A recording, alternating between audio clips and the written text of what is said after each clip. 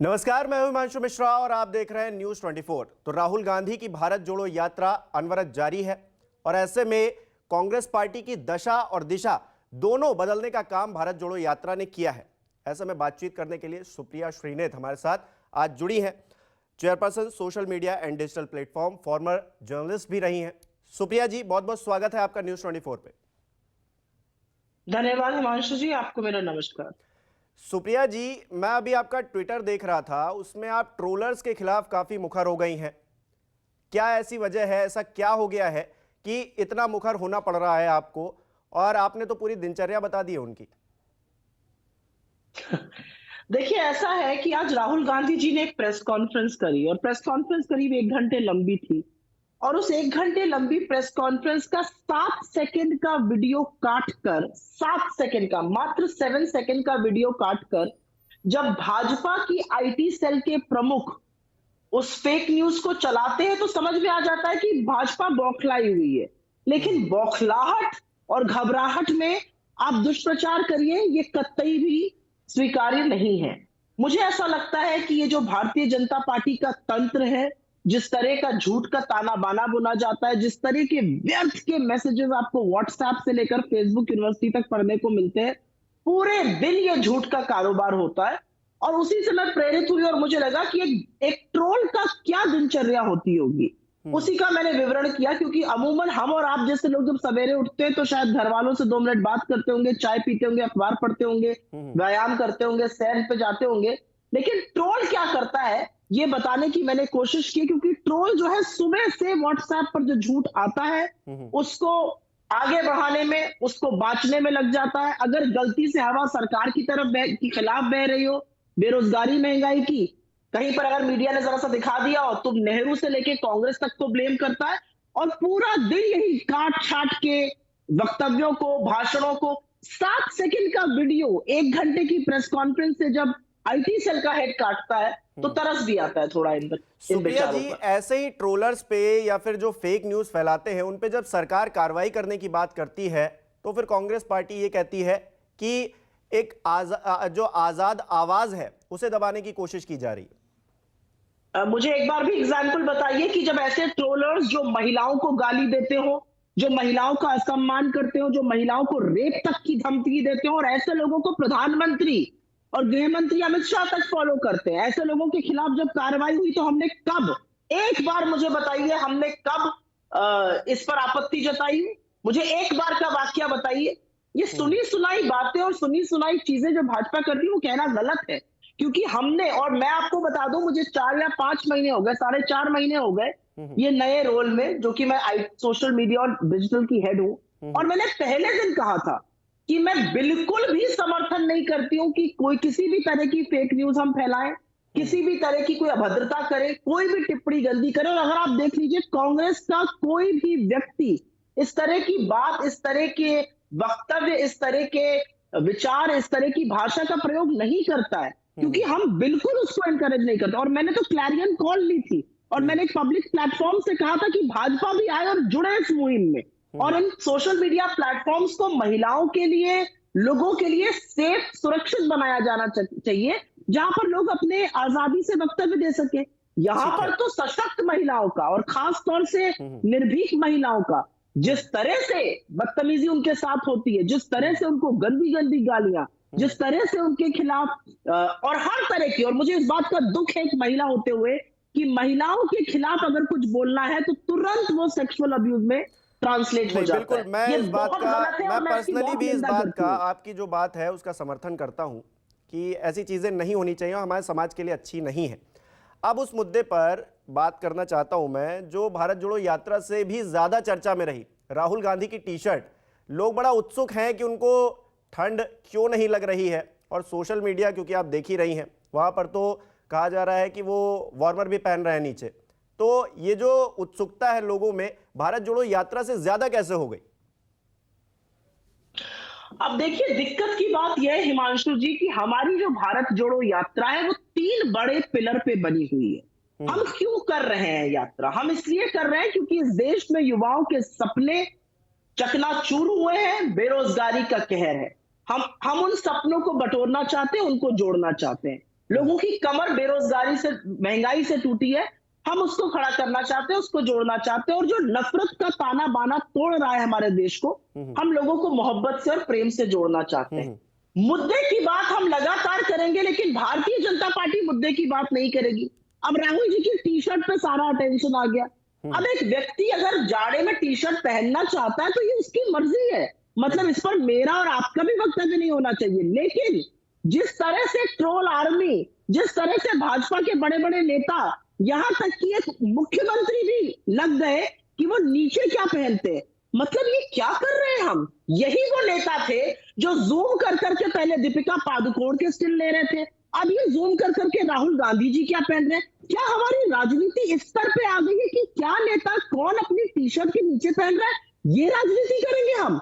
इस देश में 8.5% के करीब बेरोजगारी है, महंगाई लगातार बनी हुई है, इस देश में नफरत घुली हुई है, ताने बाने को तोड़ रही है, इस देश में चीन अतिक्रमण कर रहा है, कोई मुद्दे की बात नहीं है। राहुल गांधी टी शर्ट के नीचे क्या पहनते हैं, जैसे ये खोजी पत्रकारिता की बात होती है, हम और आप, क्योंकि मैं पत्रकारिता से आई हूं, एक ब्रेकिंग न्यूज का बड़ा चस्का रहता है रिपोर्टर्स को, ऐसे ये ट्रोल्स, ब्रेकिंग न्यूज ट्रोल्स बन गए। क्या इन्होंने सदी का आविष्कार किया ये पता करके कि राहुल गांधी ने टी शर्ट के नीचे क्या पहना है। क्या हमारी राजनीति ये है, क्या ये मुद्दे है? मुझे तो हतप्रभ होता है, हंसी भी आती है, तरस भी आता है। अच्छा, यात्रा हो रही है भारत जोड़ने की और इसका मकसद है चुनाव जीतना, क्या मैं गलत कह रहा हूं? यात्रा भारत जोड़ने की हो रही है, हमारा लक्ष्य भारत जोड़ना है। जैसा कि राहुल जी ने बार बार कहा है, उनके लिए ये एक तपस्या के स्वरूप है।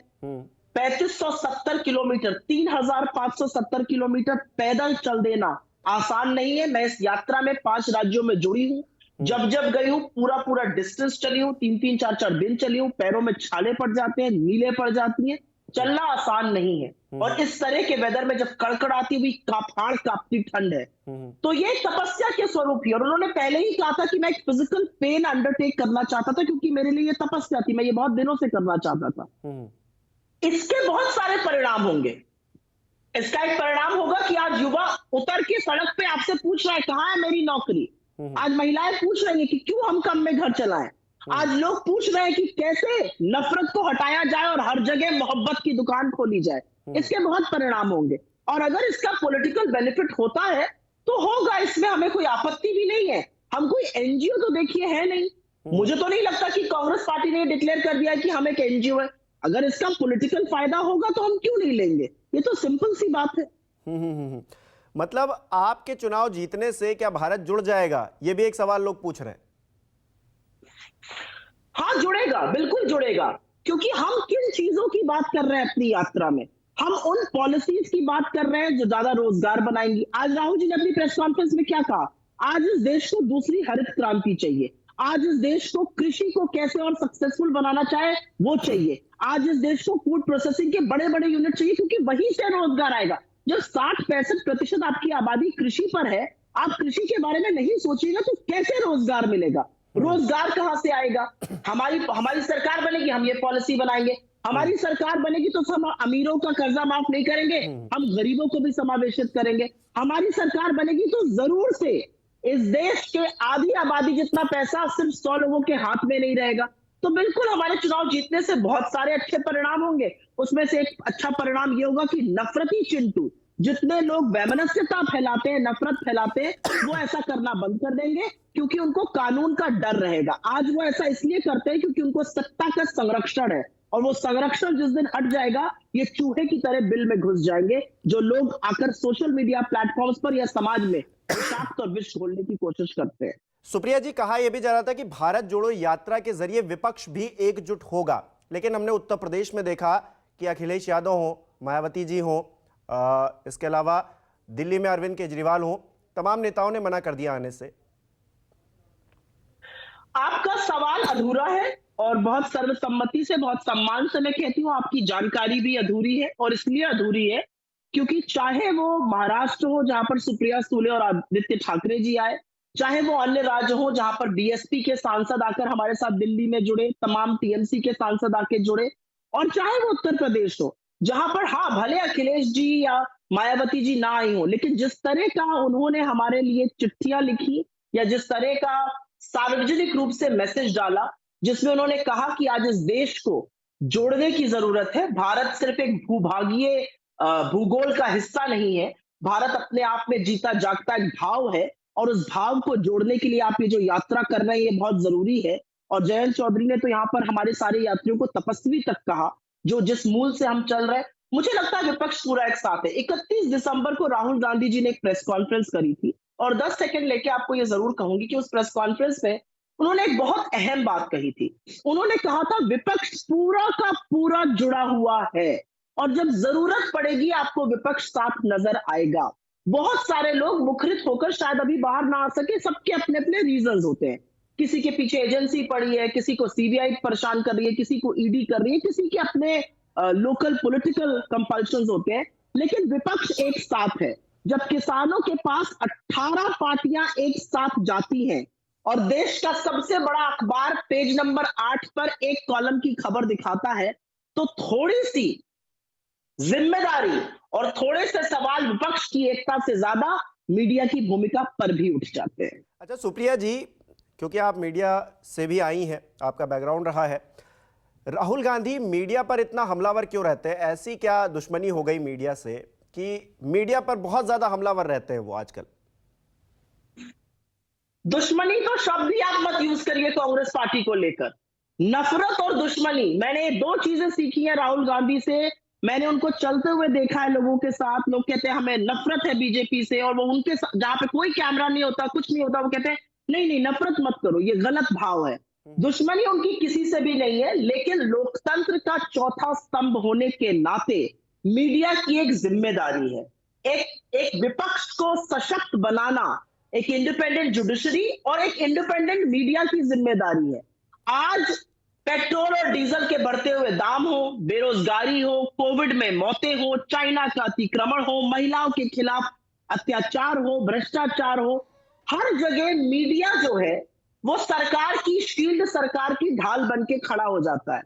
तो चौथे स्तंभ की निष्पक्षता पर कुछ तो सवाल उठेंगे, और मैं तो चौथे स्तंभ को बहुत तरजीह देती हूँ, बहुत इंपॉर्टेंट मानती हूँ। लेकिन मैं उसी लाइन में यह भी कहती हूँ कि चौथे स्तंभ के कुछ लोगों ने अपने आप को नोएडा का स्वघोषित कमांडो वॉरियर एंकर घोषित कर दिया है, और वो मोदी सरकार के बचाव में खड़े रहते हैं। जिस तरह की लाइनें, आपका शायद चैनल और आपकी प्रोग्रामिंग बहुत अच्छी हो, और मैं आती हूं आपके चैनल पे बहुत ज्यादा, तो आपके यहाँ इतनी मुझे आपत्ति नहीं है, लेकिन तमाम वो ऐसे चैनल हैं जिनकी अच्छी टीआरपी है। किस तरह के एजेंडा लोग चलाते हैं, किस तरह की बातें लोग करते हैं, किस तरह के एस्टर्स और सुपर्स लगते हैं, किस तरह के ग्राफिक बनाए जाते हैं।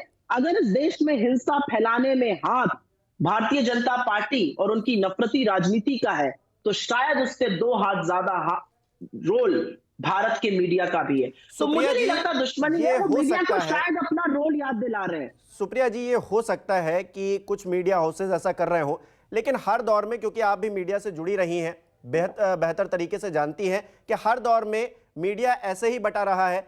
एक तरफ कहीं ना कहीं सरकार के पक्ष में कुछ लोग खड़े रहते हैं, तो ऐसा नहीं है कि कुछ आज नया हो रहा है या फिर हो रहा है। सरकार के पक्ष में खड़ा रहना और सरकार की गलतियों पर विपक्ष पे प्रहार करना और आम जनता के मुद्दे ना उठाना, ये 3 बहुत अलग अलग बातें हैं। मैं आप ही की तरह पत्रकार थी, वरिष्ठ पत्रकार थी, एडिटर थी एक चैनल की, बिल्कुल, और मैं रोज शाम को डिबेट कर सकती थी धड़ल्ले से महंगाई पर। मैं रोज शाम को जिस मर्जी पर आज डिबेट कर सकती थी। तब तथाकथित घोटाले भी होते थे, उस पर भी हमने खूब शोज किए। मुझे कभी सरकार की ओर से फोन नहीं आया, और मैं जबरदस्त निष्पक्षता से करती थी। मेरे पास पूरा एक्सेस था भारतीय जनता पार्टी का, मैं जिस मंत्री के पास चाहे तो जा सकती थी, मुझे कोई दिक्कत नहीं थी। लेकिन जब सत्ता परिवर्तन हुआ तो ये शोज बंद हो गए। कितने शोज आज भारत की मीडिया, आपके चैनल को छोड़कर और आपके चैनल में भी एक स्लॉट को छोड़कर, कितने शोज बेरोजगारी पर आज भारत का मीडिया कर रहा है, कितने शोज महंगाई पर आज भारत का मीडिया कर रहा है। $40 $45 पिछले 2 महीने में कच्चे तेल का दाम गिर गया। हमारे यहाँ पेट्रोल और डीजल क्यों नहीं सस्ता हो रहा है, इस पर कितने चैनल ने शो कर लिया। कितने चैनल आज ये नहीं पूछ रहे हैं कि अंजलि नामक जिस लड़की की हत्या हुई, जिसको 12 किलोमीटर घसीटा गया, उसमें क्यों ये कॉन्स्पिरेसी थ्योरीज लगाई जा रही हैं। क्यों चैनल नहीं पूछते कि स्मृति ईरानी राहुल गांधी पर बोलने पर सबसे पहले आती है, लेकिन अंजलि पर नहीं बोलती? क्योंकि मनोज मित्तल उनका सह संयोजक है भाजपा का। वो हाथरस पर एक शब्द नहीं बोलती, वो लखीमपुर पर एक शब्द नहीं बोलती, वो शाहजहांपुर पर चिन्मयानंद पर एक शब्द नहीं बोलती, वो अंकिता ठाकुर को जिस्म फरोशी के लिए भाजपा के नेता का लड़का उकसाता है, ढकेलता है, वो मना करती तो उसकी क्रूर हत्या कर देता है, और फिर पूरी की पूरी सरकार मिलकर उस तथ्यों को छिपा देती है।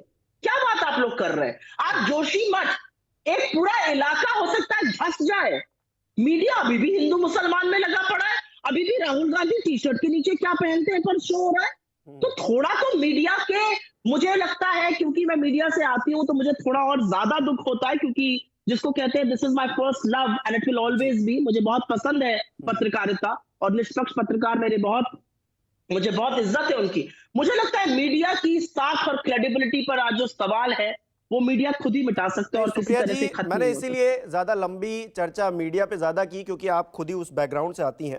इसके अलावा गौतम अडानी जी का भी इंटरव्यू हुआ, एक चैनल ने लिया जिसमें राहुल गांधी को लेकर सवाल पूछा गया, तो उन्होंने कहा कि उनकी कोई उनसे राहुल गांधी भी प्रगति चाहते हैं, उनकी कोई वो भी उनका सम्मान करते हैं और आवेश में आकर राजनीतिक तौर पर बोल देते हैं, वो सिर्फ राजनीतिक बातें हैं। यानी कि अडानी जी ऐसा कोई नाराजगी या फिर ऐसी कोई वो चीज़ें राहुल गांधी के साथ नहीं रखते। राहुल गांधी भले ही उनके खिलाफ तमाम चीज़ें बोलते हैं। हिमांशु जी, मैं आपको एक रिस्पॉन्सिबल पत्रकार मानती हूं और आपसे मैं एक सवाल पलट के पूछती हूं जी। जो व्यक्ति 700 से नीचे अंक पर था दुनिया के सबसे अमीर आदमियों में, पिछले 8 साल में ऐसा क्या हुआ कि वो दुनिया का दूसरा सबसे अमीर आदमी बन गया, हिंदुस्तान का सबसे अमीर आदमी बन गया? हिंदुस्तान के सारे पोर्ट, हिंदुस्तान के सारे एयरपोर्ट, हिंदुस्तान की माइनिंग, हिंदुस्तान की नीति निर्माण उस एक व्यक्ति के लिए किया जा रहा है। सारी लेवल प्लेइंग फील्ड बर्बाद करी जा रही है, कितने ही शिकायतें आती है, कोई फर्क नहीं पड़ता है। और आज ये जरूरत क्यों पड़ गई, मैं आपसे पूछती हूं। गौतम अडानी जी ने चैनल खरीदा, क्या जरूरत पड़ गई कि उनको बार बार 2-3 अब तक 2 चैनल को दे चुके हैं इंटरव्यू, क्यों उनको इंटरव्यू देना पड़ रहा है? क्योंकि आज इस देश में कोरोना काल के बाद 83% आबादी की जो आय है वो घट गई है और बिलियनर्स की संख्या लगातार बढ़ रही है। इस देश के आधे लोगों के पास जितना पैसा है उतना इस देश के मात्र 100 लोगों के पास है। ये जो अमीरी और गरीबी की बढ़ती हुई खाई है, इसको पाटने की जिम्मेदारी सरकार की होनी चाहिए। इस देश का आप गरीब गरीब होता जाए और अमीर अमीर होता जाए, ये ग्रोथ नहीं हो सकती है। लेकिन गौतम अडानी जी जब इस बात का जिक्र करते हैं कि वो आज से नहीं, I have not finished. No, 1 second. India cannot be shining for 100 people and the rest of them are languished. ये हो रहा है इस देश में। नहीं, बिल्कुल बिल्कुल नहीं, गरीबी और अमीरी के बीच में खाई पाटना चाहिए, सरकार का ये काम है, मैं बिल्कुल मानता हूं। और कांग्रेस की सरकार में जो आंकड़ा निकल कर आता है 2005 से और 15 के बीच में, जो इन 10 सालों में जो बीपीएल के लोग हैं वो काफी ऊपर उठे हैं, ये सारे तथ्य हैं। लेकिन 27 करोड़ लोगों को गरीबी की सीमा रेखा से निकाला था। 27 करोड़ लोग। गौतम अडानी जब ये जिक्र करते हैं कि वो आज से नहीं, सिर्फ मोदी काल से नहीं, राजीव गांधी के वक्त से जो है बिजनेस में है और उनके वक्त से ही उनको ग्रोथ मिलती रही है, आज जाकर वो 22 राज्यों में अपना जो है जो उद्योग हैं या फिर धंधे हैं वो चला रहे हैं, तो उस पर क्या कहेंगे? जिन 22 में की बात कर रहे हैं उसमें से 19 में भाजपा की सरकार है।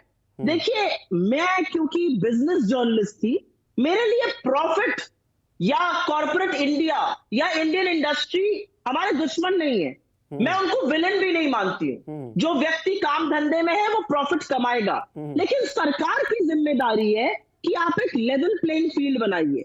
आप कांग्रेस और गौतम अडानी की बात क्या कर रहे हैं? आप हिंदुस्तान के 5 बड़े कॉर्पोरेट्स, अडानी और अंबानी जी को छोड़ दीजिए, 5 बड़े कॉर्पोरेट्स को एक कमरे में बिठाइए, कैमरा ऑफ करिए और जो आपसे वो कैमरे के पीछे कहते हैं आपको भयभीत कर देगा कि किस तरह से रूल्स को तोड़ा मरोड़ा जा रहा है। पॉलिसी नीति निर्माण सिर्फ 1 या 2 लोगों के लिए हो रहा है, मोनोपोली क्रिएशन हो रहा है, लोगों के एसेट जबरदस्ती एनसीएलटी में ला के अडानी जी को हैंडओवर किए जा रहे हैं। आप पूछिए तो कॉर्पोरेट इंडिया से, और उनकी बात सही है, जरूर उन्होंने कांग्रेस के अच्छी नीतियों का फायदा उठाया होगा और उनका बिजनेस बढ़ा होगा।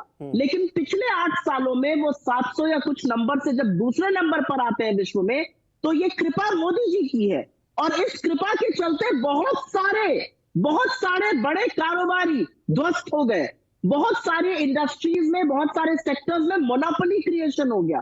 आपको लगता है इस देश में सुप्रिया जी, एयरपोर्ट भूपेश बघेल हो, अशोक गहलोत हो, इनके साथ भी नजर आते हैं अडानी जी, ऐसा नहीं मैं है? आपसे सवाल पूछ रही हूँ, आपको लगता है, एक मिनट मुझे खत्म करने दीजिए, आपको लगता है इस देश में 140 करोड़ की आबादी वाले इस देश में, जहां पर इतने कॉर्पोरेट्स हैं, एयरपोर्ट और सीपोर्ट सिर्फ अडानी जी चला सकता है? ऐसा तो नहीं है, लेकिन सारे एयरपोर्ट और सीपोर्ट उन्हीं के पास जा रहे हैं। हाँ, जरूर वो अशोक गहलोत जी के साथ नजर आता है, और इसीलिए मैं कह रही हूँ, we are not against business. Ashok Gehlot ji ने अपना नीति निर्माण एक व्यक्ति के लिए नहीं किया, उन्होंने टेंडरिंग करी, लोग आए, इनका टेंडर अच्छा था इसलिए इनको लिया गया। अशोक गहलोत जी ने अपना जो लेवल प्लेइंग फील्ड था उससे लोगों को एंटर करने से नहीं रोक दिया। मोदी सरकार ने अनेकों क्षेत्रों में, अनेकों सेक्टर्स में अडानी जी के रहते हुए बहुत लोगों की एंट्री बार कर दी है। क्या ये लेवल प्लेइंग फील्ड का डिस्टॉर्शन नहीं है? I understand economy, so I'm telling you because I understand the sectors that he operates in. There is complete monopoly, and any monopoly in a developing economy हमेशा आम आदमी के खिलाफ होती है। कोई भी मोनोपोली आप उठाकर देख लीजिए। जी, सुप्रिया जी, बहुत बहुत शुक्रिया आपका जुड़ने के लिए, अपना समय देने के लिए, और हमें उम्मीद है कि भारत जोड़ो यात्रा सक्सेसफुल रहेगी। एक और यात्रा करने की बात निकलकर सामने आई है जो पश्चिम से पूर्व की तरफ जाएगी, उसकी भी प्लानिंग शायद आप लोग बना रहे हैं, तो वो भी सक्सेसफुल रहे, मेरी यही शुभकामना है। बहुत बहुत शुक्रिया आपका। शुक्रिया, बहुत बहुत थैंक यू। नमस्कार, मैं हूं मानक गुप्ता।